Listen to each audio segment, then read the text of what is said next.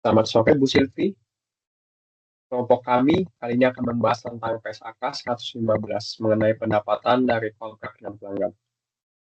Anggota kami terdiri dari Adriel 2021 50962, Felicia 2022 50269, Tio yaitu saya sendiri 2023 50013, Iskina 2023 50262, Syakila 2023 50266, dan Joet 2023 50267. Kita akan masuk ke babak pendahuluan.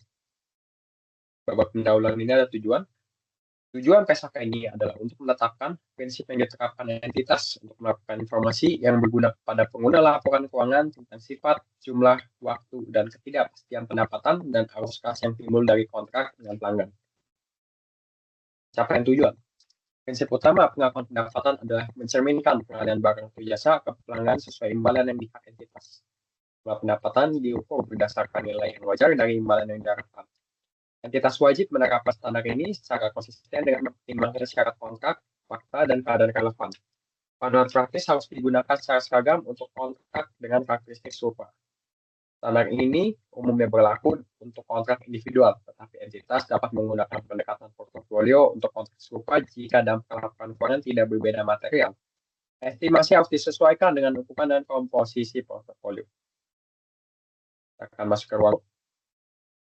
Entitas menerapkan PSAK ini untuk seluruh kontrak dengan pelanggan. Apa aja kontraknya? Sama ada kontrak sewa, kontrak asuransi, instrumen keuangan, dan hak atau kewajiban kontraktual lain, dan pertukaran non-moneter antara entitas dalam lini bisnis yang sama untuk memfasilitasi penjualan kepada pelanggan atau pelanggan potensial.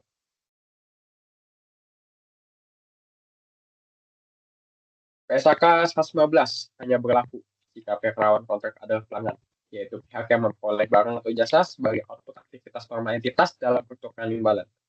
Pihak yang berpartisipasi dalam kolaborasi tidak dianggap pelanggan. Jika bagian kontrak diatur oleh PSAK lain, entitas mengikuti pemisahan atau pengukuran dari PSAK tersebut terlebih dahulu. Bisa nilai transaksi dialokasikan ke bagian yang diatur PSAK ini. Jika standar lain tidak mengatur pemisahan atau pengukuran, entitas menggunakan PSAK ini untuk menilai bagian tersebut. PSAK 115 mengatur akuntansi biaya incremental dan biaya pemenuhan kontrak pelanggan selama tidak diatur standar lain. Ketentuan ini hanya berlaku untuk kontrak yang termasuk ruang lingkup PSAK ini. Kita akan masuk ke pengakuan. Mengidentifikasi kontrak. Entitas mencatat kontrak dengan pelanggan dalam ruang lingkup pernyataan ini hanya jika seluruh kriteria berikut terpenuhi. Pertama, para pihak dalam kontrak telah menyetujui kontrak secara tertulis, lisan, atau sesuai dengan praktik bisnis pada umumnya, dan berkomitmen untuk melaksanakan kewajiban mereka masing-masing. Yang kedua, entitas dapat mengidentifikasi hak setiap pihak mengenai barang atau jasa yang akan dialihkan. Ketiga, entitas dapat mengidentifikasi jangka waktu pembayaran barang atau jasa yang akan dialihkan. Keempat, kontrak memiliki substansi komersial, yaitu risiko, waktu, atau jumlah arus kas masa depan entitas diperkirakan berubah sebagai akibat dari kontrak. Entitas mengakui pendapatan hanya jika kemungkinan besar imbalan akan tertagih dengan mempertimbangkan kemampuan dan niat pelanggan membayar. Jumlah imbalan bisa lebih rendah dari harga kontrak jika bersifat variabel atau ada konsesi harga. Kontrak adalah perjanjian yang menimbulkan hak atau kewajiban yang dapat dipaksakan baik secara tertulis, lisan, atau tersirat. Entitas mempertimbangkan praktik bisnis dan hukum setempat untuk menentukan keberlakuan kontrak. Durasi kontrak diakui selama hak kewajiban masih berlaku meskipun kontrak dapat diakhiri diperbarui secara periodik oleh salah satu pihak. Kontrak tidak dianggap ada jika salah satu pihak dapat mengakhiri kontrak tak terlaksana penuh atau belum ada penyerahan barang atau jasa atau penerimaan imbalan tanpa kompensasi. Jika kontrak memenuhi kriteria, entitas tidak menilai ulang kecuali ada perubahan signifikan, misal kemampuan bayar pelanggan menurun drastis. Jika kontrak awalnya tidak memenuhi kriteria, entitas terus memantau hingga kriteria tersebut terpenuhi. Jika kontrak gagal memenuhi kriteria dan entitas menerima imbalan, pendapatan diakui hanya jika pertama, tidak ada kewajiban tersisa dan imbalan telah diterima atau tidak dikembalikan, atau kedua, kontrak diakhiri dan imbalan tidak dikembalikan. Imbalan yang diterima sebelum memenuhi kriteria diakui sebagai liabilitas, mencerminkan kewajiban menyerahkan barang atau jasa atau mengembalikan imbalan. Liabilitas diukur sesuai jumlah imbalan yang diterima. Ini kita akan masuk ke kombinasi kontrak. Entitas menggabungkan dua atau lebih kontrak dengan pelanggan yang sama atau pihak berelasi menjadi kontrak tunggal jika memenuhi salah satu kriteria berikut. Pertama, kontrak dinegosiasikan sebagai salah satu paket dengan tujuan komersial tunggal. Kedua, imbalan dalam satu kontrak bergantung pada harga atau kinerja kontrak lain. Tiga, barang atau jasa dalam kontrak membentuk kewajiban pelaksanaan tunggal.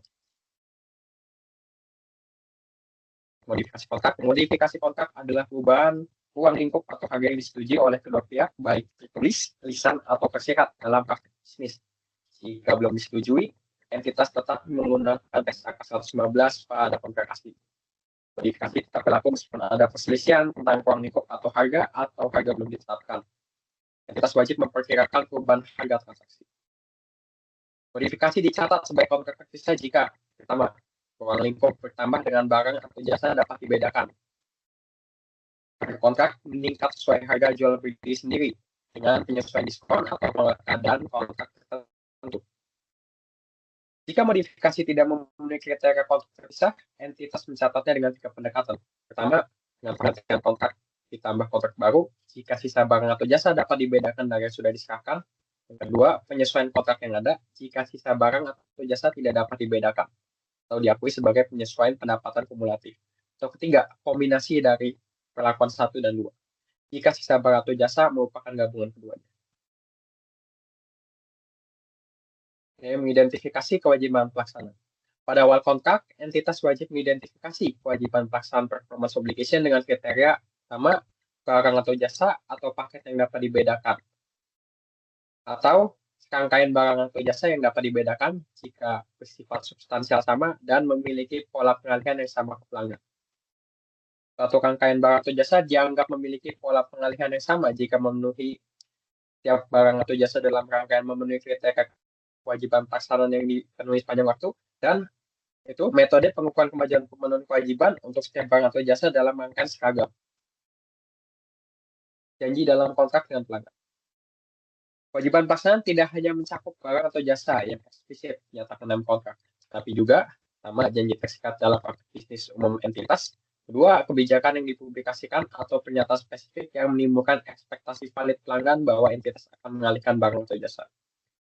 Kewajiban pelaksanaan tidak termasuk aktivitas yang hanya butuhnya memenuhi kontrak, kecuali aktivitas tersebut mengalihkan nilai ke pelanggan.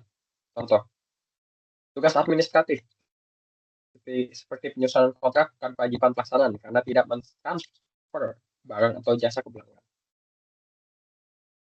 Barang atau jasa yang bersifat dapat dibedakan. Kewajiban pelaksanaan dalam kontrak dapat cakup tetapi tidak terbatas pada. Pertama, penjualan barang hasil produksi entitas, penjualan kembali barang atau jasa yang dibeli entitas, pelaksanaan tugas kontraktual yang disepakati dengan pelanggan, penyediaan jasa siap pakai.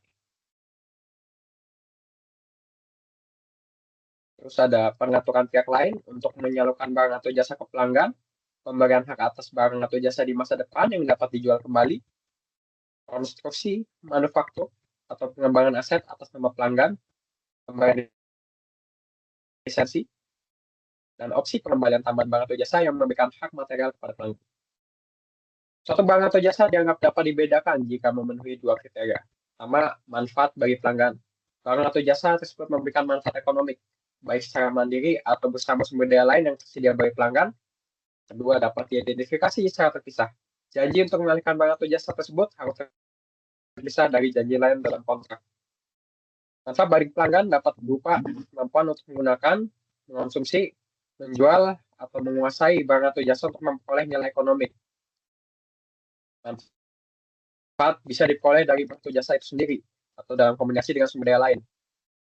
Contoh bukti, jika entitas rutin menjual barang atau jasa tersebut secara terpisah, hal ini menunjukkan bahwa barang atau jasa tersebut memberikan manfaat yang dapat dibedakan. Kriteria barang atau jasa tidak dapat dibedakan secara terpisah. Janji untuk mengalihkan barang atau jasa tidak terpisah jika kontrak bertujuan untuk mentransfer item kombinasi atau input yang saling terkait. Faktor penentu sebagai berikut: integrasi signifikan, Entitas menggabungkan barang atau jasa menjadi output kombinasi. Kedua, modifikasi saling mempengaruhi barang atau jasa yang dimodifikasi atau disesuaikan secara signifikan oleh barang atau jasa lain dalam program. Tiga, saling tergantung. Barang atau jasa tidak dapat dipenuhi secara independen karena saling mempengaruhi. Penanganan barang atau jasa tidak dapat dibedakan. Jika barang atau jasa tidak distinct atau tidak dapat dibedakan, entitas mengombinasikannya dengan barang atau jasa lain hingga membentuk paket yang dapat dibedakan. Hasilnya, seluruh barang atau jasa dalam kontrak mungkin dianggap sebagai kewajiban pasangan tunggal. Dan ini kita akan masuk ke pemenuhan kewajiban pelaksanaan. Pendapatan diakui ketika entitas memenuhi kewajiban pelaksanaan dengan mengalihkan kontrol aset ke pelanggan. Kontrol berarti pelanggan memiliki kemampuan untuk menggunakan aset dan memperoleh manfaat ekonomi darinya. Pada awal kontrak, entitas menilai apakah kewajiban pelaksanaan dipenuhi sepanjang waktu atau pada suatu waktu tertentu. Jika tidak memenuhi kriteria sepanjang waktu, dapat diakui pada waktu tertentu, pada titik tertentu. Aset adalah barang atau jasa yang memberikan manfaat ekonomi meskipun sementara. Kontrol meliputi kemampuan untuk pertama mengarahkan penggunaan aset, kedua memperoleh manfaat substansial dari aset, baik secara langsung maupun tidak langsung. Pertama, manfaat aset, produksi barang jasa, meningkatkan nilai aset lain, menyelesaikan kewajiban mengurangi beban, menjual atau menukar aset, menjaminkan aset untuk pinjaman, menguasai aset secara fisik. Ketika mengevaluasi apakah pelanggan memperoleh pengendalian atas aset, entitas mempertimbangkan setiap perjanjian untuk membeli kembali aset tersebut. Selanjutnya akan dijelaskan oleh teman saya, Syakila. Selamat pagi, Bu Silvi dan teman-teman semua. Perkenalkan, nama saya Syakila Cartago dengan NIM 2023-50266. Di sini saya akan mempresentasikan tentang PSAK 15 dan saya akan melanjutkan materi teman saya yaitu Tio yang sebelumnya, yaitu tentang kewajiban pelaksanaan yang dipenuhi sepanjang waktu.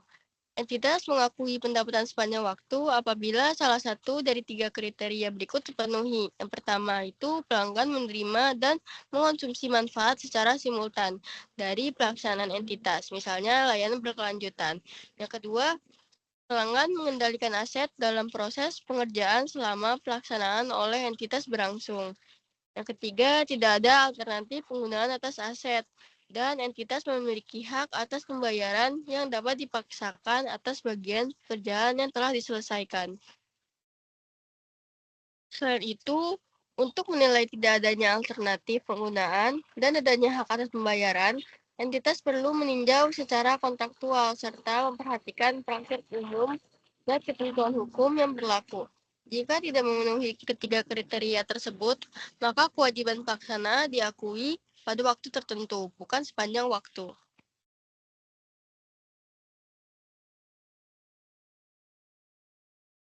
Selanjutnya ada kewajiban pelaksanaan yang dipenuhi pada waktu tertentu. Jika kewajiban pelaksanaan tidak dipenuhi secara bertahap atau tidak sepanjang waktu, maka pendapatan diakui pada titik waktu tertentu untuk menentukan kapan kewajiban tersebut dapat dipenuhi. Entitas menilai apakah pelanggan telah memperoleh pengendalian atas aset atau sudah atau belum. Beberapa indikator pelanggan telah memperoleh pengendalian atas aset antara lain. 1. Entitas memiliki hak pembayaran atas aset yang menunjukkan pelanggan diwajibkan membayar dan telah memperoleh manfaat secara substansial dari aset tersebut. Yang kedua, pelanggan memiliki hak kepemilikan legal yang mengidentifikasikan kontrol dan kemampuan mengarahkan penggunaan aset. Yang ketiga, pelanggan menguasai resiko dan manfaat utama dari kepemilikan aset.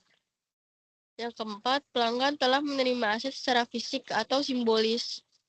Yang kelima, pelanggan telah menerima aset untuk digunakan, walau entitas mungkin masih memiliki kewajiban tambahan seperti pemeliharaan. Dengan kata lain, kewajiban pelaksanaan pada waktu tertentu diakui ketika pengendalian aset berpindah kepada pelanggan, ditandai dengan beberapa faktor di atas. Selanjutnya, ada pengukuran kemajuan terhadap penyelesaian penuh atas kewajiban pelaksanaan. Pendapatan diakui berdasarkan kemajuan penyelesaian. Yang pertama, entitas mengakui pendapatan selama waktu pelaksanaan kewajiban berlangsung apabila memenuhi kriteria. Tujuannya itu adalah mencerminkan pelaksanaan kewajiban secara tepat atas barang atau jasa yang dijanjikan kepada pelanggan. Yang kedua, metode pengukuran kemajuan. Entitas harus menerapkan metode tunggal yang konsisten selama kontrak berlangsung. Ada dua metode utama. Metode yang pertama itu adalah metode output, dengan cara mengukur hasil langsung yang dialihkan ke pelanggan, misalnya unit yang diproduksi atau diserahkan. Yang kedua adalah metode input, yaitu dengan cara mengukur upaya atau sumber daya yang dikonsumsi, misalnya biaya jam kerja, dan lain-lain. Yang ketiga ada penerapan metode. Entitas mengukur kemajuan secara berkala pada akhir periode pelaporan. Jika barang atau jasa belum dialihkan ke pelanggan, maka tidak dimasukkan dalam pengukuran kemajuan. Pengukuran harus diperbarui bila ada perubahan kondisi untuk mencerminkan perubahan hasil kewajiban pelaksanaan. Yang keempat yaitu pengukuran kemajuan secara wajar. Jika entitas tidak dapat mengukur secara wajar, pendapatan diakui sebesar biaya yang terjadi. Jika hanya biaya tersebut dapat dipulihkan, entitas yakin akan penyelesaian keterbatasannya. Selanjutnya kita akan masuk ke bagian pengukuran. Pengakuan pendapatan. Pendapatan diakui saat kewajiban pelaksanaan dipenuhi sebesar harga transaksi yang telah dialokasikan, tidak termasuk imbalan variabel yang dibatasi. Harga transaksi merupakan jumlah imbalan yang diperkirakan menjadi hak entitas atas pengalihan barang atau jasa, tidak termasuk jumlah yang ditagih atas nama pihak ketiga, misalnya pajak. Faktor yang mempengaruhi harga transaksi itu ada 4, yaitu entitas harus mempertimbangkan 4 faktor ini. Yang pertama ada imbalan variabel, komponen pendanaan signifikan, imbalan non-cash, dan utang imbalan kepada pelanggan. Yang selanjutnya akan saya jelaskan di slide selanjutnya. Asumsi kontrak diasumsikan bahwa barang atau jasa akan dialihkan sesuai kontrak yang tidak dibatalkan, diperbarui, atau dimodifikasi. Yang pertama, saya akan membahas tentang faktor yang mempengaruhi harga transaksi. Yang pertama atau yang A itu ada imbalan variabel. Nah, imbalan variabel itu adalah jumlah imbalan dalam kontrak yang nilainya tidak pasti, dapat berubah karena diskon, rabat, intensif, bonus, denda, retur, atau kejadian masa depan, misalnya pencapaian target. Nah, imbalan variabel ini dapat dinyatakan dalam kontrak atau timbul dari kebijakan bisnis entitas, misalnya konsensi harga. Estimasi imbalan variabel dilakukan menggunakan dua metode. Metode yang pertama itu yaitu nilai ekspektasian, dengan cara probabilitas tertimbang dalam kisaran imbalan yang mungkin terjadi sesuai dalam kontrak banyak dengan karakteristik serupa. Yang kedua yaitu jumlah yang paling mungkin. Hasil tunggal yang paling mungkin atau sesuai untuk kontrak dengan dua hasil kemungkinan seperti pencapaian bonus. Estimasi harus konsisten di seluruh kontrak, menggunakan informasi historis saat ini dan perakiraan. Dalam imbalan variabel ini ada liabilitas pengembalian dana dan estimasi pembatasan imbalan variabel. Dalam liabilitas pengembalian dana, entitas harus mengakui liabilitas pengembalian dana jika diperkirakan untuk mengembalikan sebagian atau sejumlah imbalan yang diterima. Liabilitas ini diukur pada jumlah yang tidak dapat diperkirakan menjadi hak entitas dan dimutakhiran sebagai perubahan keadaan. Estimasi pembatasan imbalan variabel. Nah, imbalan variabel ini hanya dimasukkan dalam harga transaksi jika kemungkinan besar pembalikan pendapatan kumulatif yang telah diakui tidak akan terjadi.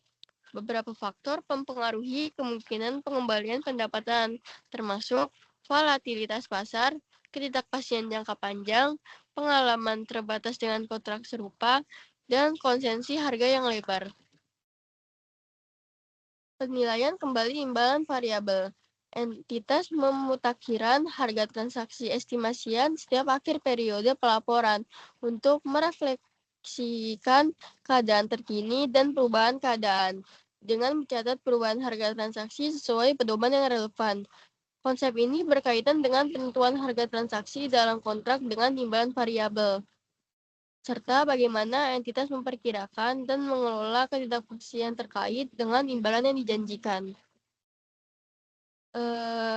Yang kedua atau yang B ada komponen pendanaan signifikan. Komponen pendanaan signifikan ada dalam kontrak jika syarat pembayaran memberikan pelanggan atau entitas manfaat pendanaan yang signifikan. Ini bisa terjadi baik secara eksplisit maupun implisit dalam kontrak. Tujuan penyesuaian komponen pendanaan adalah untuk mengakui pendapatan sesuai harga kas yang akan dibayar pelanggan jika mereka membayar di muka, yang akan mencerminkan harga jual yang sebenarnya. Penilaian komponen pendanaan. Untuk menilai adanya komponen pendanaan, entitas harus mempertimbangkan perbedaan antara imbalan yang dijanjikan dan harga jual serta faktor-faktor seperti durasi, pengalihan barang atau jasa, dan suku bunga pasar. Jika ada perbedaan harga atau kondisi kontrak, entitas perlu memeriksa apakah dampak pendanaan tersebut signifikan atau tidak. Pengecualian dari komponen pendanaan signifikan.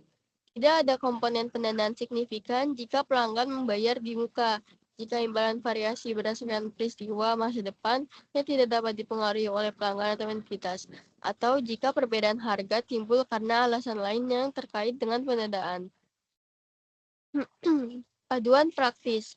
Entitas tidak perlu menyesuaikan jumlah imbalan jika periode antara pengalihan barang atau jasa dan pembayaran pelanggan kurang dari 1 tahun. Penyesuaian untuk komponen pendanaan. Untuk penyesuaian harga transaksi, entitas menggunakan tingkat diskonto yang sesuai dengan transaksi pendanaan terpisah yang terjadi antara entitas dan pelanggan pada saat kontrak dibuat. Setelah kontrak dimulai, tingkat diskonto tidak diubah berdasarkan perubahan suku bunga atau kondisi lain. Penyajian dampak pendanaan. Dampak pendanaan atau pendapatan beban bunga harus disajikan terpisah dalam laporan penghasilan komprehensif. Pendapatan atau beban bunga diakui jika ada aset atau liabilitas kontrak yang tercatat. Yang ketiga atau yang C yaitu tentang imbalan non-kas. Pengukuran imbalan non-kas itu dilakukan jika pelanggan memberikan imbalan dalam bentuk selain kas. Entitas harus mengukur imbalan tersebut pada nilai wajar. Bila nilai wajar sulit ditentukan secara andal, pengukuran dilakukan secara tidak langsung berdasarkan harga jual berdiri sendiri dari barang atau jasa yang dijanjikan. Variabilitas nilai wajar. Nilai wajar imbalan non-kas bisa berubah tergantung bentuknya, misalnya saham. Jika perubahan nilai wajar disebabkan oleh faktor lain seperti pelaksanaan entitas, maka aturan pembatasan pengakuan imbalan variabel harus diterapkan. Kontribusi dari pelanggan. Jika pelanggan memberikan kontribusi barang atau jasa untuk membantu pemenuhan kontrak, entitas harus menilai apakah entitas memperoleh pengandaian atas kontribusi tersebut. Jika iya, maka kontribusi itu dicatat sebagai imbalan non-kas. Yang keempat atau yang D yaitu tentang utang imbalan kepada pelanggan. Utang imbalan kepada pelanggan mencakup kas, kredit, kupon, atau bentuk lainnya yang dibayarkan atau dijanjikan entitas kepada pelanggan atau pihak lain yang membeli dari pelanggan. Biasanya dicatat sebagai pengurang harga transaksi dan pendapatan, kecuali jika imbalan tersebut adalah pertukaran atas barang atau jasa yang dapat dibedakan dari pelanggan. Jika imbalan untuk barang atau jasa dapat dibedakan, itu dapat dicatat sebagai pembelian biasa, seperti pembelian dari pemasok. Jika jumlah yang dibayarkan melebihi nilai wajar barang atau jasa, kelebihannya tetap dicatat sebagai pengurang harga transaksi. Jika nilai wajar tidak dapat diestimasi secara andal, maka seluruh utang imbalan dianggap pengurang harga transaksi. Pengukuran pengurang pendapatan. Pengurangan pendapatan diakui saat entitas mengakui pendapatan atas barang atau jasa terkait, atau entitas membayar untuk berkomitmen untuk membayar imbalan, termasuk janji tersidat dari praktik umum bisnis. Selanjutnya ada mengalokasikan harga transaksi terhadap kewajiban pelaksanaan. Di nomor 73 dinyatakan bahwa alokasi harga transaksi harus mencerminkan jumlah imbalan yang pantas diterima entitas untuk setiap barang atau jasa yang dijanjikan kepada pelanggan. Pada nomor 74 dinyatakan bahwa dasar alokasi dilakukan berdasarkan harga jual berisi sendiri relatif atau relatif stand-alone selling price dari setiap kewajiban pelaksanaan, kecuali ada ketentuan khusus, yaitu alokasi diskon dan imbalannya mencakup jumlah variabel. Pada nomor 75 dinyatakan pengecualian. Jika kontrak hanya memiliki satu kewajiban pelaksanaan, maka ketentuan alokasi tidak diterapkan. Namun, imbalannya mencakup jumlah variabel tetap berlaku jika ada serangkaian barang atau jasa yang dapat dibedakan, namun diperlakukan sebagai satu dan mengandung imbalan variabel. Sekian presentasi dari saya, selanjutnya akan dijelaskan oleh teman saya. Bahwa di sini saya akan melanjutkan materi dari PSAK 115, yaitu alokasi berdasarkan harga jual berdiri sendiri, di mana mengalokasikan harga transaksi ke setiap kewajiban pelaksanaan dalam kontrak berdasarkan harga jual berdiri sendiri itu relatif. Nah, harga jual berdiri sendiri itu adalah harga barang atau jasa jika dijual terpisah dalam kondisi dan pasar serupa.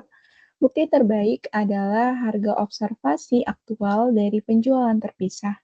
Dan estimasi harga jual berdiri sendiri itu adalah jika tidak dapat diobservasi, entitas mengestimasikan bahwa harga jual berdiri sendiri dengan mempertimbangkan informasi yang tersedia secara wajar. Kemudian ada langkah-langkahnya di sini, yaitu menentukan harga jual berdiri sendiri untuk setiap barang atau jasa yang dapat dibedakan. Kemudian yang kedua ada alokasikan harga transaksi secara proporsional berdasarkan harga jual berdiri sendiri tersebut. Kemudian metode estimasi yang diumumkan, yang pertama itu ada pendekatan penilaian pasar, yaitu evaluasi pasar dan estimasi harga berdasarkan pasar. Kemudian ada pendekatan biaya ekspektasi ditambah margin, dan yang ketiga ada pendekatan residual, yaitu harga transaksi dikurangi harga jual yang dapat diobservasi. Kemudian di sini dalam pendekatan kombinasi, di mana diterapkan jika dua atau lebih barang atau jasa memiliki harga jual berdiri sendiri, yang tinggi variasinya atau tidak pasti. Kemudian ada alokasi diskon, di mana diskon ini terdiri jika total harga jual berdiri sendiri, barang atau jasa lebih dari total imbalan kontrak. Kemudian ada secara umum, diskon dialokasikan proporsional ke seluruh kewajiban pelaksanaan, kecuali ada bukti yang dapat diobservasi bahwa diskon berlaku hanya pada item tertentu. Dan diskon dialokasi ke item tertentu jika barang atau jasa yang biasa dijual terpisah secara reguler, kemudian paket tertentu biasa dijual dengan diskon, dan diskon kontrak sebanding dengan diskon dalam transaksi reguler dan dapat diidentifikasi pada paket tertentu. Jika diskon dialokasi ke item tertentu, maka alokasi dilakukan terlebih dahulu sebelum menggunakan residual atau jika diperlukan. Kemudian ada alokasi imbalan variabel atau imbalan variabel dalam kontrak dapat dialokasikan dengan satu atau lebih kewajiban pelaksanaan, bukan seluruh kontrak. Kemudian satu atau lebih barang atau jasa dalam waktu kewajiban pelaksanaan. Kemudian dialokasikan seluruhnya ke bagian tertentu jika memenuhi dua kriteria. Kemudian pembayaran variabel berkaitan dengan langsung memenuhi bagian tertentu kontrak. Dan alokasi tersebut konsisten dengan prinsip alokasi. Imbalan variabel yang tidak memenuhi syarat di atas, yaitu dialokasikan seperti biasa ke seluruh kewajiban pelaksanaan.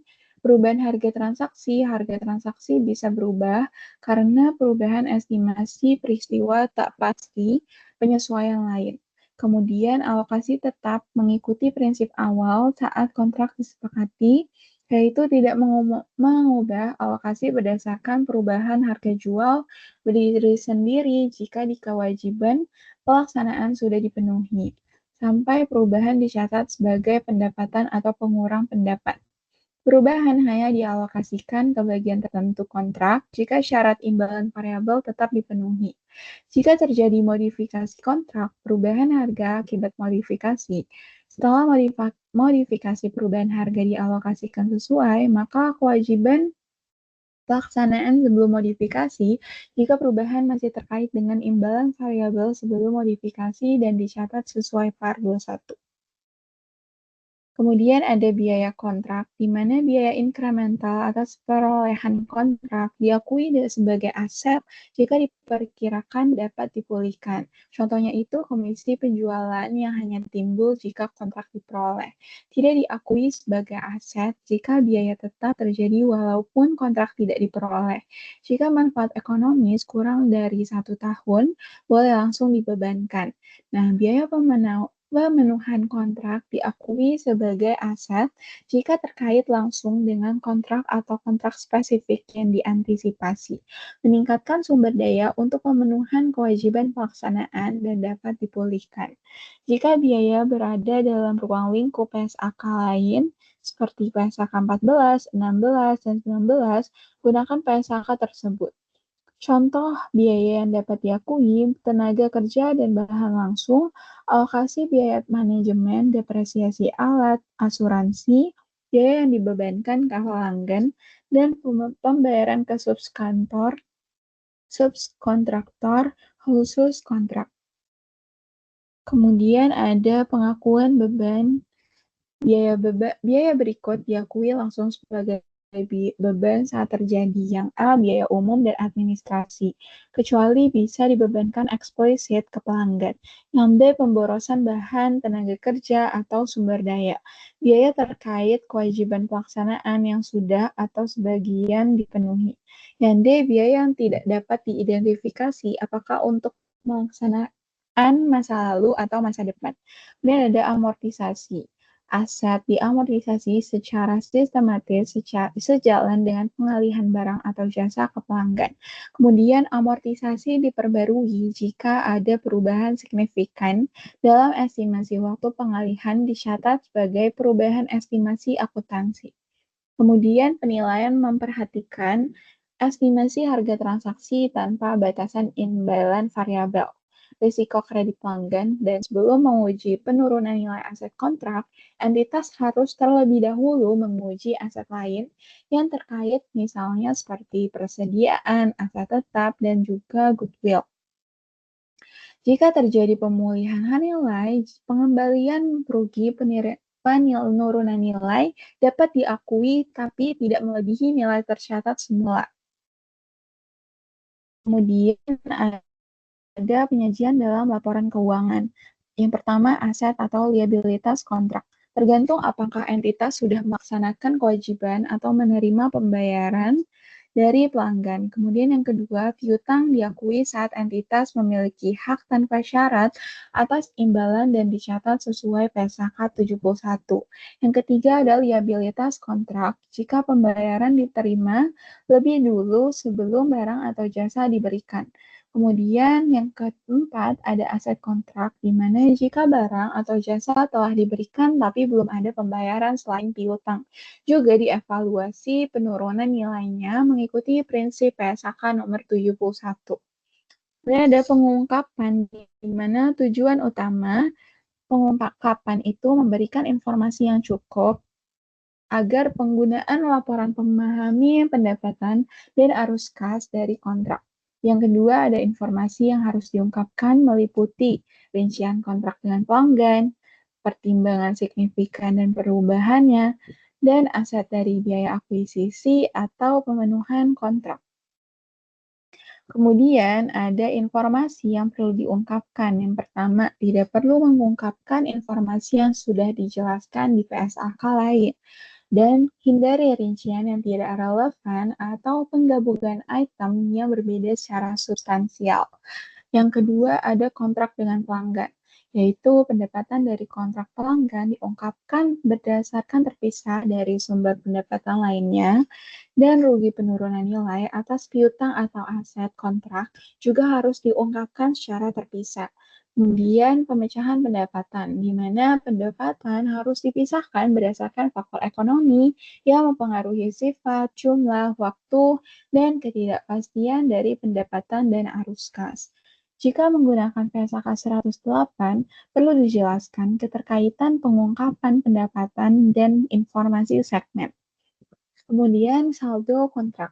Saldo kontrak ini ungkapan saldo awal dan akhir dari piutang, aset kontrak, dan liabilitas kontrak pendapatan yang diakui dari liabilitas kontrak yang ada di awal periode juga perlu diungkapkan.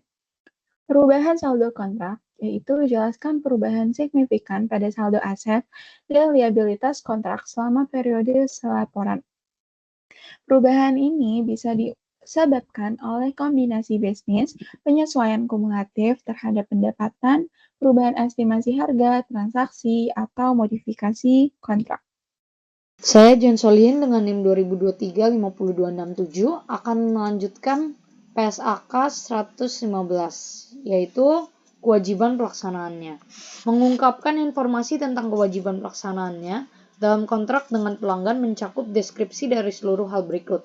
Yang pertama, ketika entitas memenuhi kewajibannya saat pengiriman atau saat diserahkannya barang atau jasa, mencakup ketika kewajiban pelaksanaannya dipenuhi dalam pengaturan bill and hold.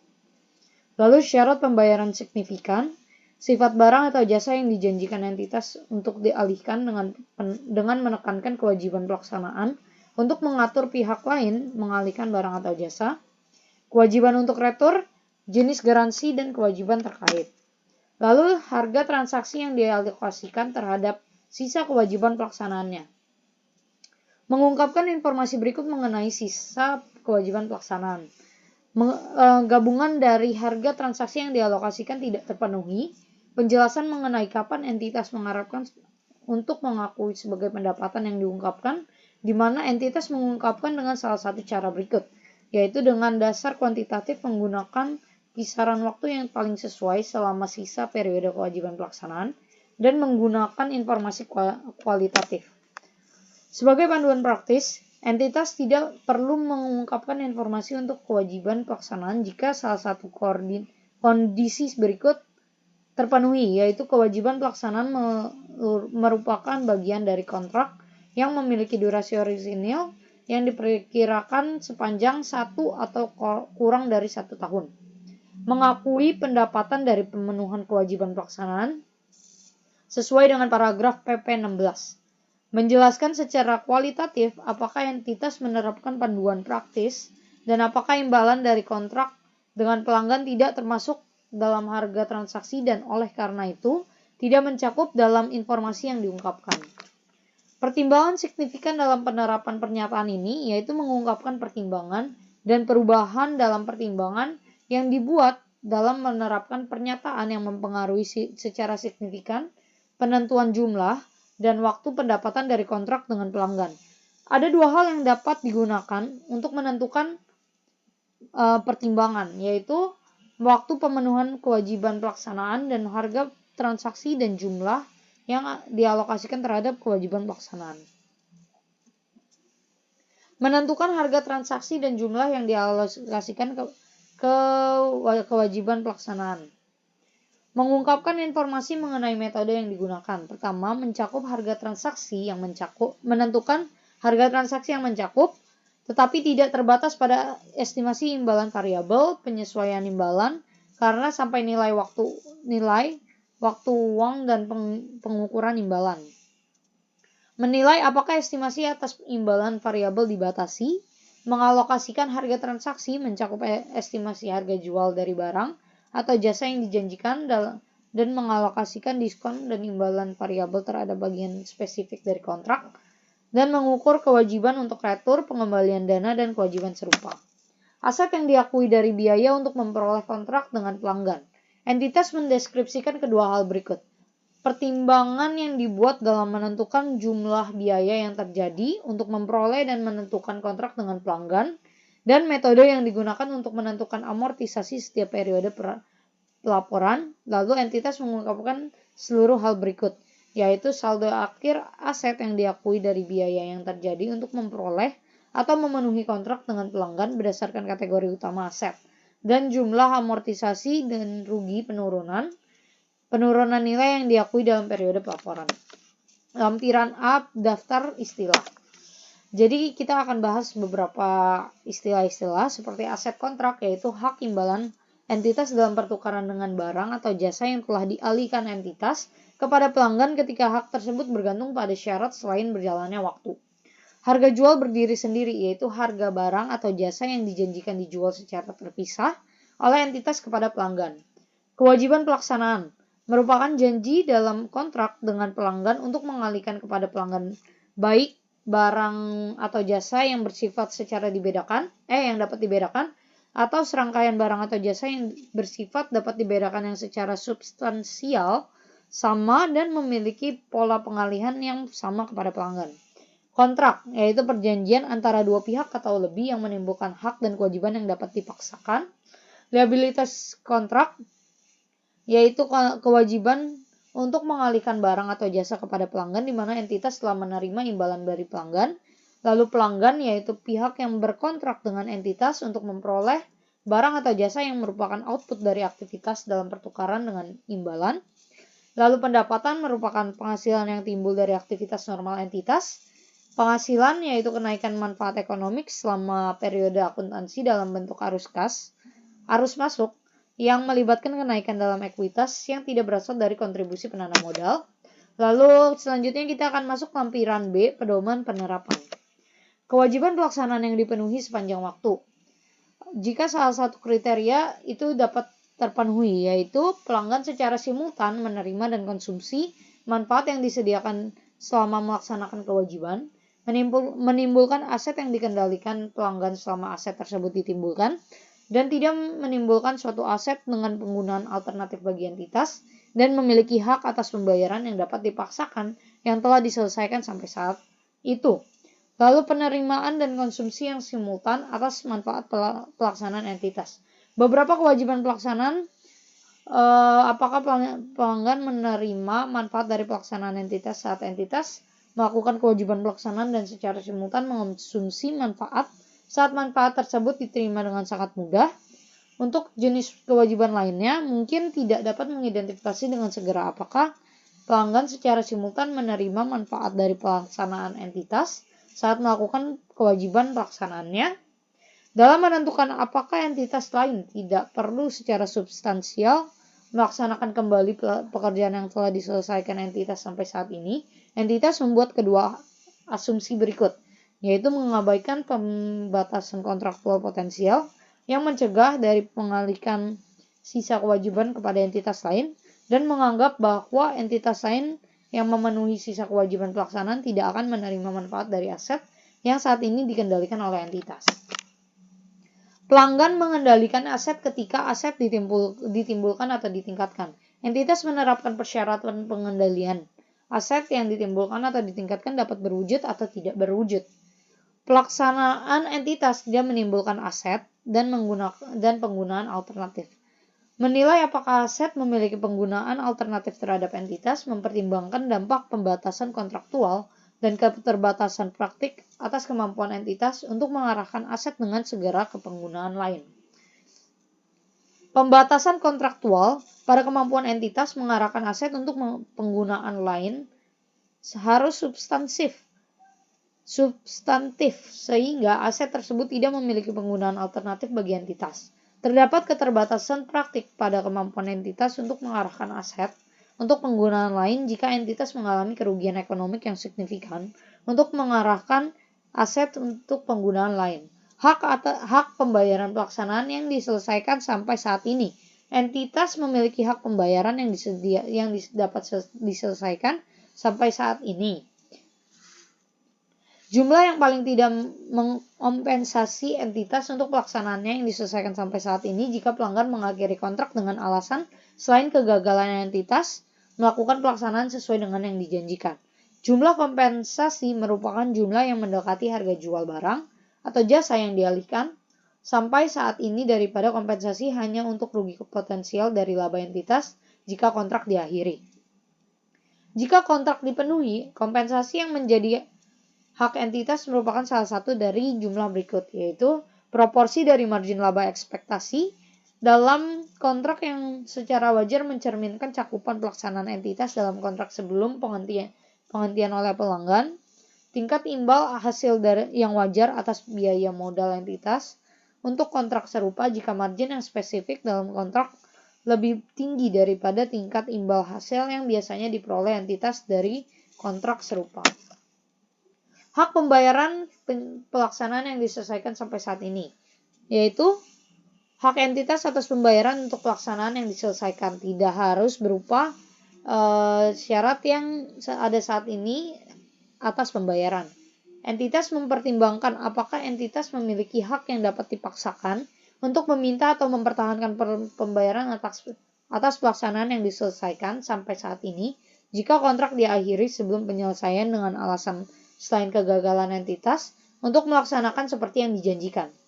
Dalam beberapa kontrak, pelanggan dapat memiliki hak untuk mengakhiri kontrak hanya pada waktu tertentu selama masa kontrak. Jika pelanggan bertindak untuk mengakhiri kontrak tanpa memiliki hak untuk mengakhiri kontrak pada waktu itu, maka kontrak dapat memberikan hak kepada entitas untuk melanjutkan pengalihan barang atau jasa yang dijanjikan kepada pelanggan dalam keadaan entitas memiliki hak untuk membayar pelaksanaan yang diselesaikan. Dalam menilai keberadaan dan kemampuan untuk memaksakan hak atas pembayaran untuk pelaksanaan yang diselesaikan sampai saat ini, entitas mempertimbangkan syarat kontraktual serta undang-undang yang dapat mempertimbangkan syarat kontraktual tersebut.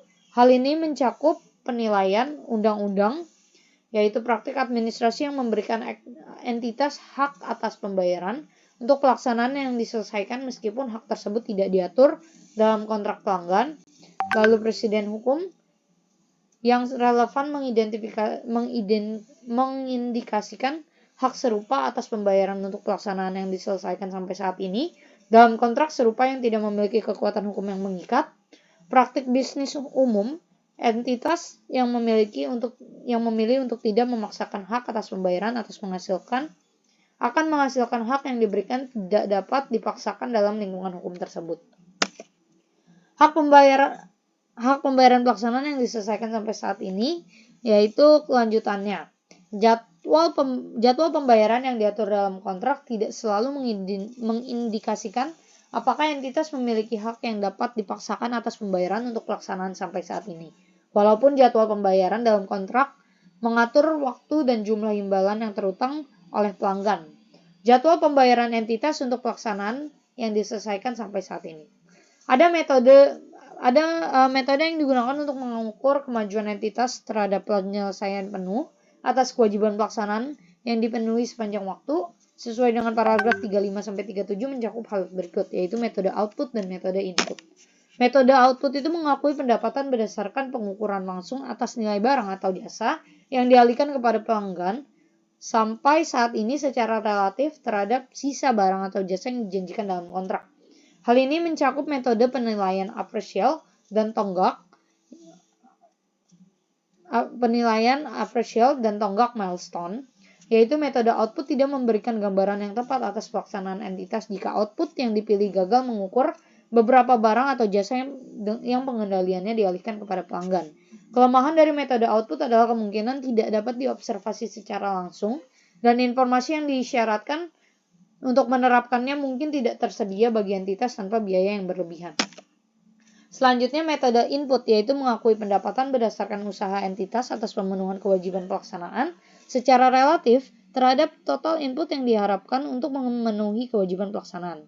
Kelemahan dari metode input adalah tidak ada hubungan langsung antara input entitas dan pengalihan pengendalian atas barang atau jasa kepada pelanggan. Penyesuaian untuk mengukur kemajuan mungkin disyaratkan dalam keadaan berikut, yaitu ketika biaya yang terjadi tidak berkontribusi terhadap kemajuan entitas dalam memenuhi kewajiban pelaksanaan, dan ketika biaya yang terjadi tidak sesuai dengan kemajuan entitas dalam memenuhi kewajiban pelaksanaan.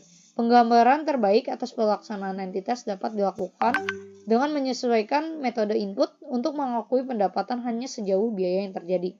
Jika entitas mengharapkan seluruh kondisi pada insepsi kontrak berikut akan terpenuhi. Yang terjadi tidak berkontribusi terhadap kemajuan. Yang pertama, ada barang yang bersifat tidak dapat dibedakan. Lalu pelanggan diharapkan untuk memperoleh pengendalian atas barang secara signifikan sebelum menerima jasa yang terkait dengan barang. Biaya dari barang alihan adalah relatif signifikan terhadap total biaya yang diharapkan untuk memenuhi kewajiban pelaksanaan penuh, dan entitas melakukan pengadaan barang dari pihak ketiga dan tidak terlibat secara signifikan dalam merancang dan memproduksi barang tersebut. Selanjutnya akan dibahas oleh teman saya. Perkenalkan, nama saya Adriel Gilbert Chandra dengan NIM 2021502262. Sekarang saya akan melanjutkan presentasi dari teman saya sebelumnya. Kita masuk ke bagian penjualan dengan hak retur. Dalam beberapa kontrak, entitas mengalihkan pengendalian atas produk kepada pelanggan dan juga memberikan pelanggan hak retur produk dengan berbagai alasan, seperti ketidakpuasan terhadap produk dan menerima kombinasi dari hal berikut. Yang pertama, pengembalian penuh atau sebagian atas imbalan yang dibayarkan. Yang kedua, kredit yang dapat diperhitungkan terhadap jumlah terutang atau yang akan terutang terhadap entitas. Dan yang terakhir, produk lain dalam pertukaran. Untuk mencatat pengalihan produk dengan hak retur, dan untuk beberapa jasa yang diberikan yang tunduk pada ketentuan pengembalian dana, entitas mengakui seluruh hal berikut. Yang pertama, pendapatan atas produk alihan dalam sejumlah imbalan yang diharapkan menjadi hak entitas. Oleh karena itu, pendapatan tidak akan diakui untuk produk yang diperkirakan akan diretur. Kemudian, liabilitas pengembalian dana dan aset atas hak untuk memulihkan produk dari pelanggan dalam penyelesaian liabilitas pengembalian dana. Selanjutnya, janji entitas untuk siap menerima produk yang diretur selama periode retur tidak dicatat sebagai kewajiban pelaksanaan sebagai tambahan atas kewajiban untuk menyediakan pengembalian. Kemudian, entitas menerapkan persyaratan dalam paragraf 47-72 yang mencakup persyaratan untuk membatasi estimasi imbalan variabel dalam paragraf 56-58 untuk menentukan jumlah imbalan yang diharapkan menjadi hak entitas, yaitu tidak termasuk produk yang diperkirakan akan diretur, untuk jumlah yang diterima atau piutang yang tidak diharapkan menjadi hak entitas. Entitas tidak mengakui pendapatan ketika entitas mengalihkan produk kepada pelanggan, tetapi mengakui jumlah yang diterima tersebut sebagai liabilitas pengembalian dana. Selanjutnya, pada setiap akhir periode pelaporan, entitas memutakhirkan penilaian atas jumlah yang diharapkan menjadi hak entitas dalam pertukaran untuk produk alihan tersebut dan membuat perubahan yang terkait dengan harga transaksi, dan oleh karena itu, dalam jumlah pendapatan yang diakui. Selanjutnya, entitas memutakhirkan pengukuran liabilitas pengembalian dana pada setiap akhir periode pelaporan untuk perubahan dalam perkiraan atas jumlah pengembalian dana. Kemudian, entitas mengakui penyesuaian terkait sebagai pendapatan atau pengurangan pendapatan. Selanjutnya, aset diakui atas hak entitas untuk memulihkan produk dari pelanggan dalam penyelesaian liabilitas pengembalian dana yang awalnya diukur dengan merujuk pada jumlah tercatat sebelumnya dari produk sebagai contoh persediaan, dikurangi biaya ekspektasian untuk memulihkan produk tersebut, termasuk potensi penurunan nilai entitas atas produk yang diretur. Pada setiap akhir periode pelaporan, entitas memutakhirkan pengukuran aset yang timbul dari perubahan dalam perkiraan tentang produk yang akan diretur. Kemudian entitas menyajikan aset secara terpisah dari liabilitas pengembalian dana. Selanjutnya, entitas menerapkan persyaratan dalam paragraf 47-72 yang mencakup persyaratan untuk membatasi estimasi imbalan variabel dalam paragraf 56-58 untuk menentukan jumlah imbalan yang diharapkan menjadi hak entitas, yaitu tidak termasuk produk yang diperkirakan akan diretur. Kemudian untuk jumlah yang diterima atau piutang yang tidak diharapkan menjadi hak entitas, entitas tidak mengakui pendapatan ketika entitas mengalihkan produk kepada pelanggan, tetapi mengakui jumlah yang diterima tersebut sebagai liabilitas pengembalian dana. Selanjutnya, pada setiap akhir periode pelaporan, entitas memutakhirkan penilaian atas jumlah yang diharapkan menjadi hak entitas dalam pertukaran untuk produk alihan tersebut dan membuat perubahan yang terkait dengan harga transaksi, oleh karena itu dalam jumlah pendapatan yang diakui. Selanjutnya, entitas memutahirkan pengukuran liabilitas pengembalian dana pada setiap akhir periode pelaporan untuk perubahan dalam perkiraan atas jumlah pengembalian dana. Kemudian, entitas mengakui penyesuaian terkait sebagai pendapatan atau pengurangan pendapatan. Selanjutnya, aset diakui atas hak entitas untuk memulihkan produk dari pelanggan dalam penyelesaian liabilitas pengembalian dana yang awalnya diukur dengan merujuk pada jumlah tercatat sebelumnya dari produk, sebagai contoh persediaan, dikurangi biaya ekspektasian untuk memulihkan produk tersebut, termasuk potensi penurunan nilai entitas atas produk yang diretur, dan pada setiap akhir periode pelaporan, entitas memutahirkan pengukuran aset yang timbul dari perubahan dalam perkiraan tentang produk yang akan diretur, dan entitas menyajikan aset secara terpisah dari liabilitas pengembalian dana.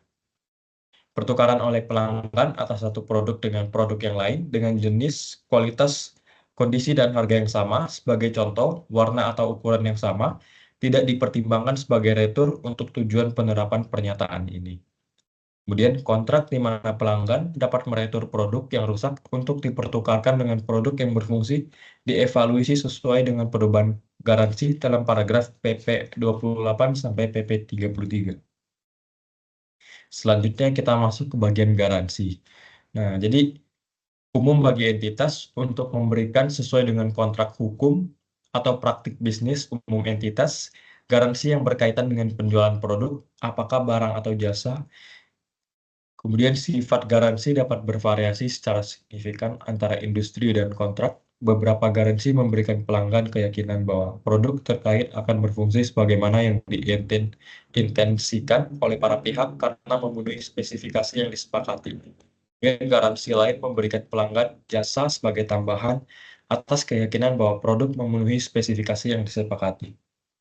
Selanjutnya, jika pelanggan memiliki opsi untuk membeli garansi secara terpisah, sebagai contoh karena garansi dihargai atau dinegosiasikan secara terpisah, maka garansi merupakan jasa yang bersifat dapat dibedakan karena entitas berjanji menyediakan jasa kepada pelanggan sebagai tambahan atas produk yang memiliki fungsionalitas yang dideskripsikan dalam kontrak. Dalam keadaan tersebut, entitas mencatat garansi yang dijanjikan sebagai kewajiban pelaksanaan sesuai dengan paragraf 22-30 dan mengalokasikan bagian dari harga transaksi terhadap kewajiban pelaksanaan sesuai dengan paragraf 73-86. Selanjutnya, jika pelanggan tidak memiliki opsi untuk membeli garansi secara terpisah, maka entitas mencatat sesuai dengan PSAK 237 provisi, liabilitas, kontingensi, dan barasel yang diabaikan atau diemisikan spesifikasi yang disepakati. Nah, dalam menilai apakah garansi memberikan pelanggan jasa sebagai tambahan keyakinan bahwa produk memenuhi spesifikasi yang disepakati, entitas mempertimbangkan faktor seperti yang pertama, apakah garansi disyaratkan oleh hukum? Jika entitas disyaratkan oleh hukum untuk memberikan garansi, maka keberadaan hukum mengindikasikan bahwa garansi yang dijanjikan bukan kewajiban pelaksanaan, karena persyaratan tersebut pada umumnya ada untuk melindungi pelanggan dari risiko membeli barang rusak. Yang kedua, lamanya periode pertanggungan garansi. Semakin lama periode pertanggungan, semakin besar kemungkinan bahwa garansi yang dijanjikan adalah kewajiban pelaksanaan. Karena semakin besar kemungkinan untuk memberikan jasa sebagai tambahan atas keyakinan bahwa produk memenuhi spesifikasi yang disepakati. Yang ketiga, sifat tugas yang dijanjikan oleh entitas untuk dilaksanakan. Jika diperlukan bagi entitas untuk melaksanakan tugas spesifik untuk memberikan keyakinan bahwa produk memenuhi spesifikasi yang disepakati, sebagai contoh, jasa pengiriman retur untuk barang rusak, maka tugas tersebut cenderung tidak menimbulkan kewajiban pelaksanaan. Kemudian, jika garansi atau bagian dari garansi memberikan pelanggan suatu jasa sebagai tambahan atas keyakinan bahwa produk memenuhi spesifikasi yang disepakati, maka jasa yang dijanjikan adalah kewajiban pelaksanaan. Oleh karena itu, entitas mengalokasikan harga transaksi terhadap produk dan jasa jika entitas menjanjikan jenis garansi keyakinan dan jenis garansi jasa, tetapi tidak secara wajar, mencatatnya secara terpisah, entitas mencatat kedua garansi secara bersamaan sebagai kewajiban pelaksanaan tunggal. Selanjutnya, hukum yang mensyaratkan entitas untuk membayar kompensasi jika produknya menyebabkan bahaya atau kerusakan tidak menimbulkan kewajiban pelaksanaan. Sebagai contoh, produsen dapat menjual produk dalam yurisdiksi di mana hukum tersebut mengharuskan produsen bertanggung jawab atas kerusakan, sebagai contoh, terhadap properti pribadi yang dapat disebabkan oleh pelanggan yang menggunakan produk tersebut untuk tujuan sesuai dengan intensinya. Serupa dengan hal tersebut, janji entitas untuk membebaskan pelanggan dari liabilitas dan penggantian kerugian yang timbul dari klaim atas paten, hak cipta, merek dagang, atau pelanggaran lainnya karena produk entitas tidak menimbulkan kewajiban pelaksanaan. Selanjutnya, entitas mencatat kewajiban tersebut sesuai dengan PSAK 237, provisi, liabilitas kontingensi, dan aset kontingensi. Selanjutnya kita masuk bagian imbalan prinsipal dibandingkan dengan agent.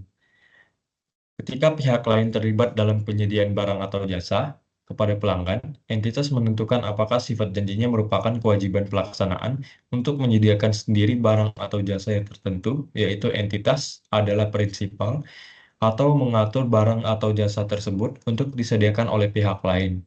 Entitas menentukan apakah entitas merupakan prinsipal atau agent untuk masing-masing barang atau jasa yang bersifat dapat dibedakan. Dapat yang disediakan kepada pelanggan. Jika kontrak dengan pelanggan mencakup lebih dari satu barang atau jasa tertentu, maka entitas dapat menjadi prinsipal untuk beberapa barang atau jasa tertentu dan agent untuk yang lainnya.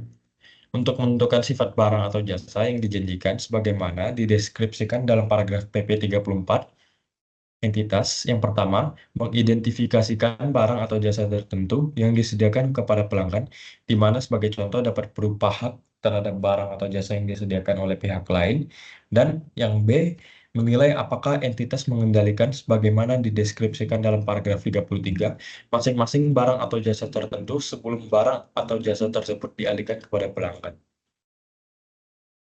Selanjutnya, entitas adalah prinsipal jika entitas mengendalikan barang atau jasa tertentu sebelum barang atau jasa tersebut dialihkan kepada pelanggan. Akan tetapi, entitas tidak perlu mengendalikan barang tertentu jika entitas memperoleh hak kepemilikan legal atas barang tersebut secara sementara sebelum hak kepemilikan legal tersebut dialihkan kepada pelanggan. Entitas yang merupakan prinsipal dapat memenuhi kewajiban pelaksanaannya untuk menyediakan sendiri barang atau jasa tertentu atau dapat mempekerjakan pihak lain sebagai contoh subkontraktor untuk memenuhi sebagian atau seluruh kewajiban pelaksanaan atas namanya. Ketika pihak lain terlibat dalam penyediaan barang atau jasa kepada pelanggan, entitas yang bertindak sebagai prinsipal memperoleh pengendalian atas salah satu hal berikut. Yang pertama, barang atau aset lain dari pihak lain yang kemudian dialihkan kepada pelanggan.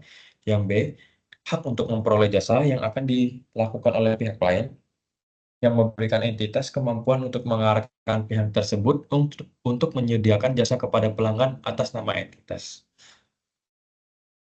Yang C, barang atau jasa dari pihak lain yang dikombinasikan dengan barang atau jasa lainnya dalam menyediakan barang atau jasa tertentu kepada pelanggan. Sebagai contoh, jika entitas menyediakan jasa yang signifikan untuk mengintegrasikan barang atau jasa.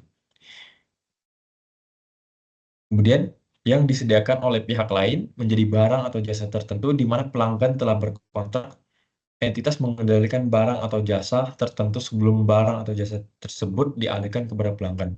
Hal ini karena entitas pertama kali memperoleh pengendalian atas input untuk barang atau jasa tertentu, yang mencakup barang atau jasa dari pihak lain dan mengarahkan penggunanya untuk menimbulkan output kombinasian yang merupakan barang atau jasa tertentu. Selanjutnya, ketika atau selama entitas yang bertindak sebagai prinsipal memenuhi kewajiban pelaksanaannya, entitas mengakui pendapatan dalam jumlah bruto atas imbalan yang diperkirakan menjadi hak dalam pertukaran dengan barang atau jasa tertentu yang dialihkan.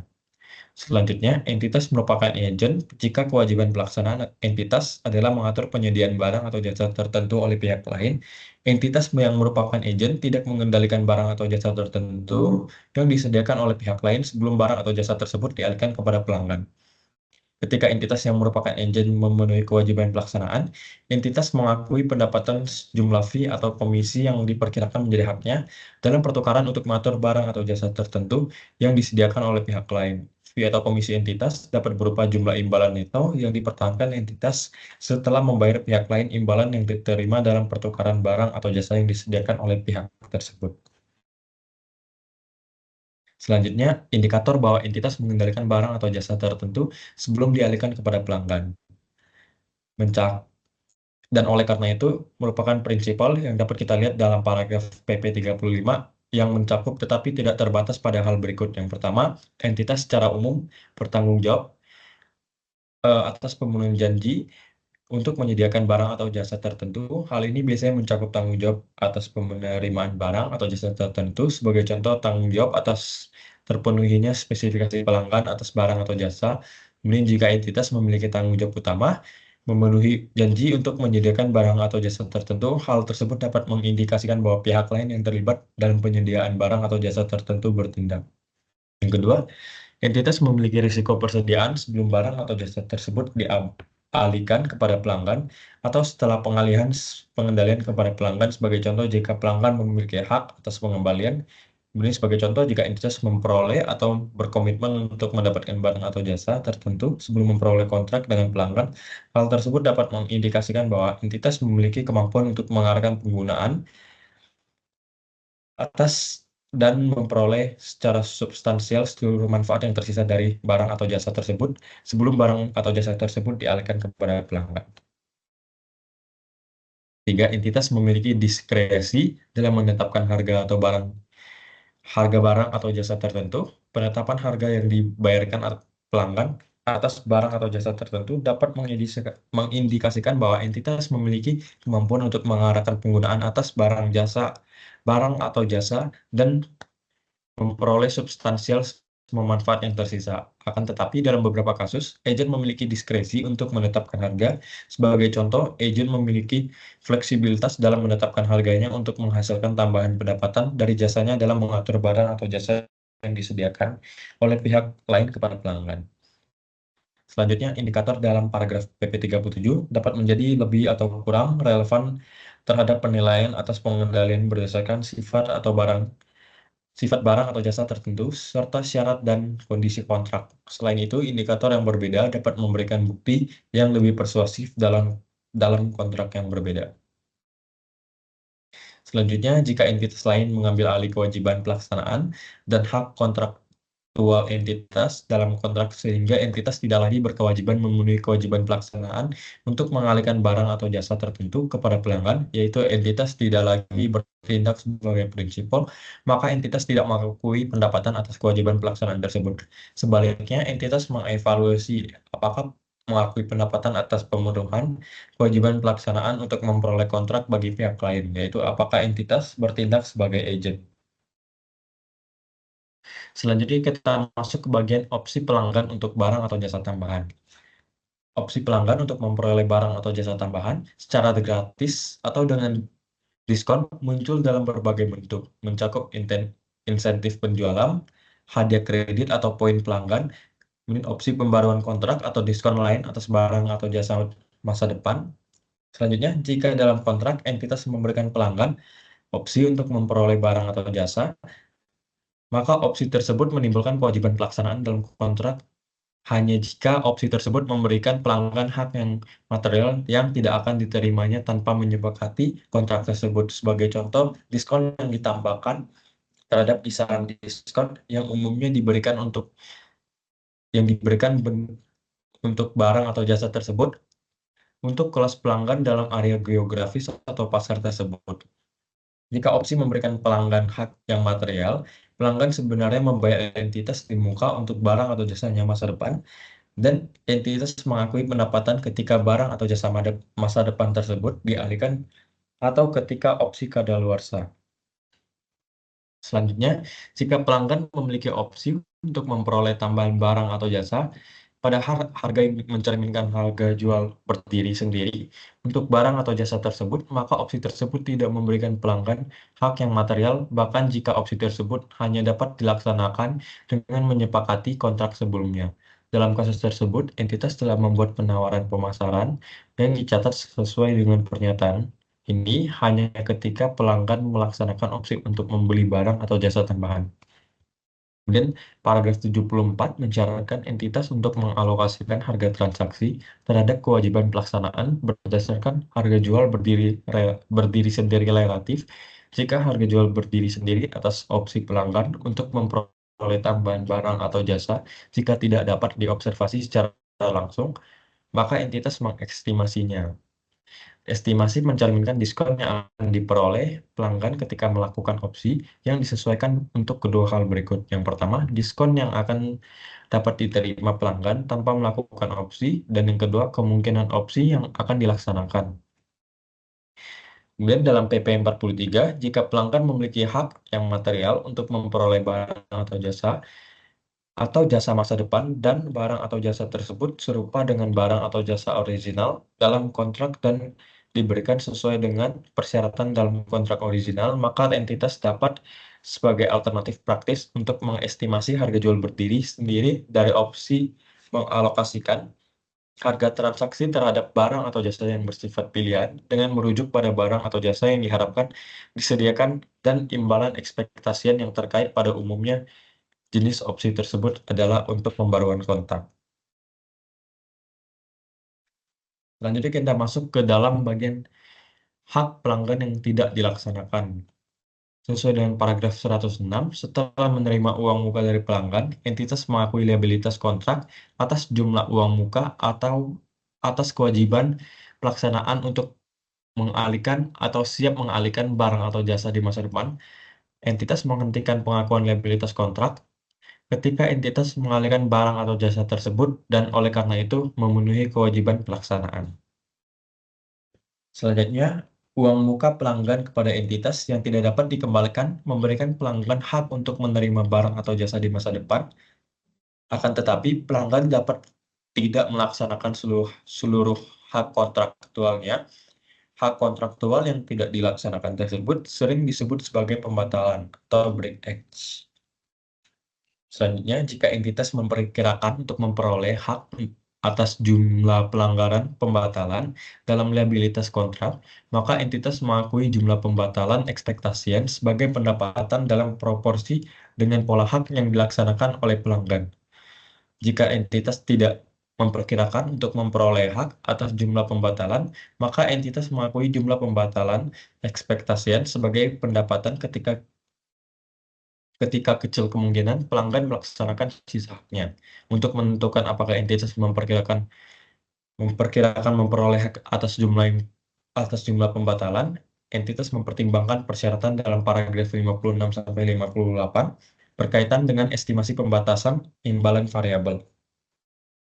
Selanjutnya, entitas mengakui liabilitas untuk setiap imbalan yang diterima yang dapat didistribusikan kepada hak pelanggan yang tidak dilaksanakan di mana entitas diisyaratkan untuk menyerahkan ke pihak lain. Sebagai contoh, entitas pemerintah sesuai dengan hukum yang berlaku atas properti yang tidak diklaim. Kemudian kita masuk ke dalam bagian fee yang dibayar di muka yang tidak dapat dikembalikan. Nah, dalam beberapa kontrak, entitas membebani pelanggan fee dibayar di muka yang tidak dapat dikembalikan pada atau mendekati insepsi kontrak. Contohnya, mencakup fee bergabung dalam kontrak keanggotaan klub kesehatan, fee aktivasi dalam kontrak telekomunikasi, fee pemasangan, dan fee awal dalam beberapa kontrak penyediaan. Nah, untuk mengidentifikasi kewajiban pelaksanaan dalam kontrak tersebut, entitas menilai apakah fee tersebut terkait dengan pengalihan barang atau jasa yang dijanjikan. Kemudian dalam banyak kasus, meskipun fee dibayar di muka yang tidak dapat dikembalikan berkaitan dengan aktivitas yang diisyaratkan untuk dilakukan oleh entitas pada atau mendekati insepsi kontrak untuk memenuhi kontrak, aktivitas tersebut tidak menghasilkan pengalihan barang atau jasa yang dijanjikan kepada pelanggan. Sebaliknya, fee dibayar di muka merupakan pembayaran uang muka atas barang atau jasa masa depan dan oleh karena itu akan diakui sebagai pendapatan ketika barang atau jasa masa depan tersebut diberikan. Kemudian periode pengakuan untuk pendapatan akan memperpanjang periode kontrak awal jika entitas memberikan pelanggan opsi untuk memperbarui kontrak dan opsi tersebut memberikan pelanggan hak yang material sebagaimana dideskripsikan dalam paragraf PP 40. Selanjutnya, jika fee dibayar di muka yang tidak dapat dikembalikan berkaitan dengan barang atau jasa, maka entitas mengevaluasi apakah mencatat barang atau jasa tersebut sebagai kewajiban pelaksanaan terpisah sesuai dengan paragraf 22-30. Selanjutnya, entitas dapat membebankan fee yang tidak dapat dikembalikan sebagian sebagai kompensasi atas biaya yang terjadi dalam penyiapan kontrak. Jika aktivitas persiapan tersebut tidak memenuhi kewajiban pelaksanaan, maka entitas mengabaikan aktivitas tersebut dan biaya terkait ketika mengukur kemajuan sesuai dengan paragraf PP 19. Hal ini karena biaya aktivitas persiapan tidak menggambarkan pengalihan jasa kepada pelanggan, dan entitas menilai apakah biaya yang terjadi dalam mempersiapkan kontrak menghasilkan aset yang diakui sesuai dengan paragraf 95. Kemudian kita masuk ke bagian lisensi. Lisensi menetapkan hak pelanggan terhadap kekayaan intelektual entitas.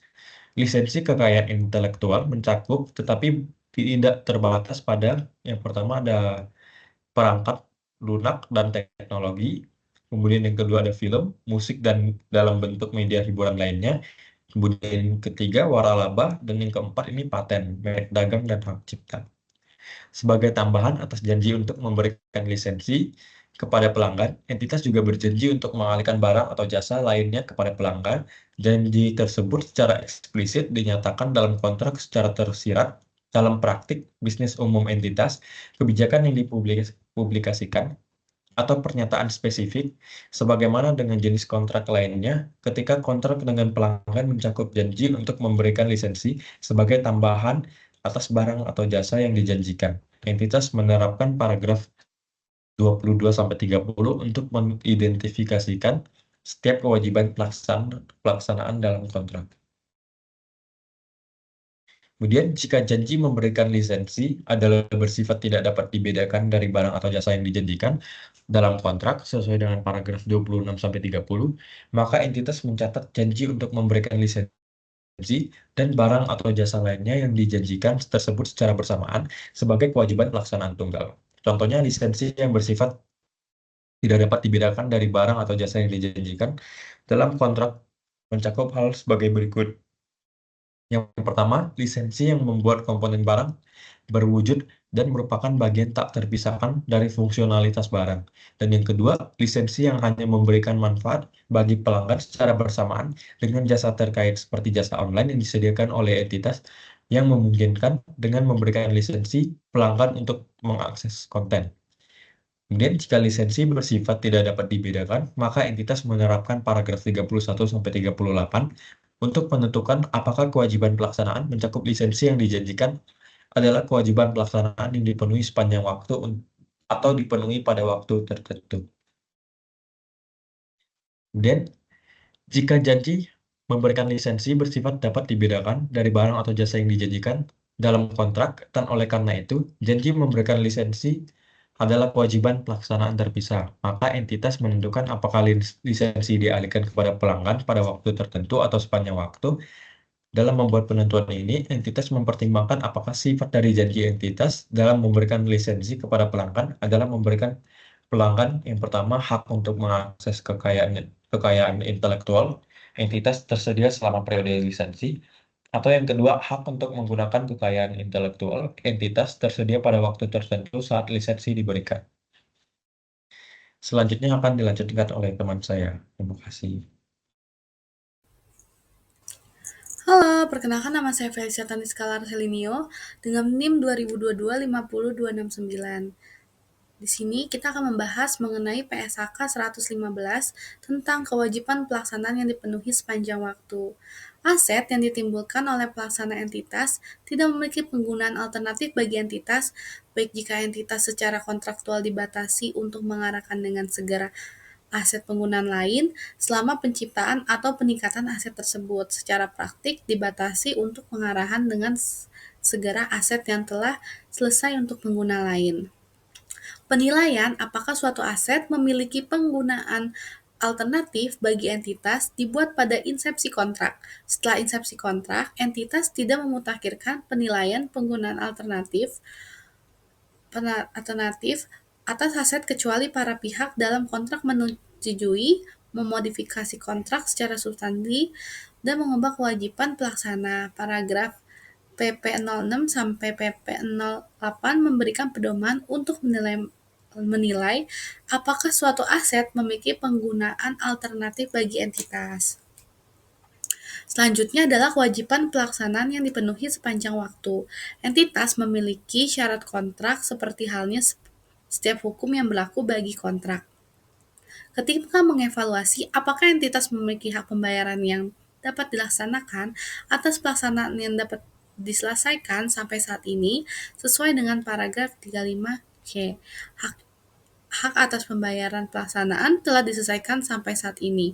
Tidak harus dalam jumlah tetap. Akan tetapi, sepanjang durasi waktu kontrak, entitas berhak atas jumlah yang setidaknya mengkompensasi entitas atas pelaksanaan yang telah diselesaikan sampai saat ini. Jika kontrak diakhiri oleh pelanggan atau pihak lain dengan alasan lain, kegagalan entitas untuk melaksanakan hal yang dijanjikan. Paragraf PP 09 sampai PP 13 memberikan pedoman untuk menilai keberadaan dan kemampuan untuk memaksakan hak atas pembayaran dan apakah hak entitas atas pembayaran akan memberikan hak pada entitas untuk menerima pembayaran atas pelaksanaan yang telah diselesaikan sampai saat ini. Selanjutnya adalah kewajiban pelaksanaan yang dipenuhi pada waktu tertentu. Entitas memiliki kewajiban pelaksanaan pada waktu tertentu untuk menentukan waktu tertentu, di mana pelanggan memperoleh pengendalian atas aset yang dijanjikan dan entitas memenuhi kewajiban pelaksanaan entitas, mempertimbangkan persyaratan pengendalian dari paragraf 31 sampai 34.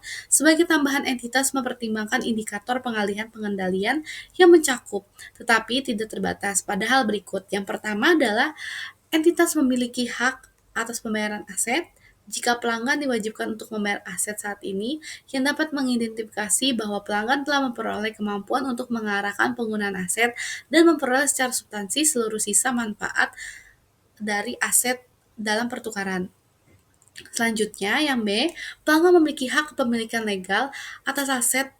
Hak kepemilikan legal mengindikasi pihak mana dalam kontrak yang memiliki kemampuan untuk mengarahkan penggunaan atas dan memperoleh secara substansial seluruh sisa manfaat dari aset untuk membatasi akses dari entitas lain terhadap manfaat tersebut. Oleh karena itu, untuk membatasi aset entitas lain terhadap manfaat tersebut, pelanggan telah memperoleh pengendalian atas aset jika entitasnya hanya mempertahankan hak pemilikan legal sebagai perlindungan terhadap kegagalan pelanggan untuk membayar. Maka hak entitas tersebut tidak akan menghalangi pelanggan dan memperoleh pengendalian atas aset. Yang C, entitas telah mengalihkan kepemilikan fisik atas aset kepemilikan fisik pelanggan atas aset yang dapat mengidentifikasikan bahwa pelanggan memiliki kemampuan mengarahkan penggunaan atas dan memperoleh secara substansi seluruh sisa manfaat dari aset dan membatasi akses dari entitas lain terhadap manfaat tersebut. Akan tetapi, kepemilikan fisik belum tentu disetujui dengan pengendalian aset. Sebagai contoh, dalam beberapa perjanjian pembelian kembali atau namanya repurchase agreement dan beberapa pengaturan konsiasi pelanggan atau konsigni dapat mempunyai kepemilikan fisik atas aset yang dikendalikan entitas. Sebaliknya, jika dalam beberapa pengaturan bill and hold, entitas dapat mempunyai kepemilikan fisik atas aset yang dikendalikan pelanggan. Paragraf PP 64 sampai dengan 78 dan PP 79 sampai 8 dengan 82 memberikan pedoman untuk mencatat perjanjian pembelian kembali, penggunaan konsiasi dan pengaturan bill and hold secara terpisah. Pelanggan yang D, pelanggan memiliki resiko dan manfaat signifikan atas kepemilikan. Pengalihan resiko dan manfaat signifikan atas kepemilikan aset kepada pelanggan mengidentifikasikan bahwa pelanggan telah memperoleh kemampuan untuk mengarahkan pengguna atas dan memperoleh secara substansial seluruh sisa manfaat dari aset. Akan tetapi, ketika mengevaluasi manfaat serta resiko atas kepemilikan aset yang dijalankan atau dijanjikan, entitas mengecualikan resiko yang menimbulkan kewajiban pelaksanaan terpisah sebagai tambahan atas kewajiban pelaksanaan untuk mengalihkan aset. Sebagai contoh, entitas mungkin telah mengalihkan pengendalian aset kepada pelanggan tetapi belum memenuhi tambahan kewajiban pelaksana untuk menyediakan jasa pemelihara yang berkaitan dengan aset yang dialihkan. Selanjutnya, terakhir adalah pelanggan telah menerima aset. Penerimaan pelanggan atas aset mengidentifikasikan bahwa pelanggan telah memperoleh kemampuan untuk mengarahkan penggunaan atas dan memperoleh secara substansial seluruh sisa manfaat dari aset untuk mengevaluasi dampak dari klausul kontraktual penerimaan pelanggan ketika pengendalian aset dilakukan entitas, mempertimbangkan pedoman dalam paragraf PP 84, 83 sampai dengan 86. Selanjutnya adalah pengukuran kemajuan terhadap penyelesaian penuh atas kewajiban pelaksana. Entitas mengakui pendapatannya sepanjang waktu dengan mengukur kemajuannya terhadap penyelesaian penuh atas kewajiban pelaksana. Tujuan ketika mengukur kemajuan adalah untuk menggambarkan pelaksana entitas dalam mengalihkan pengendalian atas barang atau jasa yang dijanjikan kepada pelanggan. Entitas menerapkan metode tunggal atas pengukuran kemajuan setiap kewajiban pelaksanaan yang dipenuhi sepanjang waktu, dan entitas menerapkan metode tersebut secara konsisten terhadap kewajiban pelaksanaan serupa. Dalam keadaan serupa, pada setiap akhir periode pelaporan, entitas mengukur kembali kemajuan terhadap penyelesaian penuh dan kewajiban pelaksanaan yang dipenuhi sepanjang waktu. Yang terakhir adalah pengukuran kemajuan terhadap penyelesaian penuh atas kewajiban. Nah, itu di sini ada metodenya ya, namanya metode pengukuran kemajuan. Metode yang sesuai dari pengukuran kemajuan mencakup metode output dan input. Paragraf PP 14 dan 19 memberikan pedoman untuk menggunakan metode output dan metode input untuk mengukur kemajuan entitas terhadap penyelesaian penuh atas kewajiban pelaksanaan dalam menentukan metode yang sesuai untuk mengukur kemajuan entitas dan mempertimbangkan sifat dari barang atau jasa yang dijadikan entitas kepada pelanggan. Nah, sekian presentasi dari kelompok kami. Maaf jika ada kekurangan kata dan kesalahan. Terima kasih.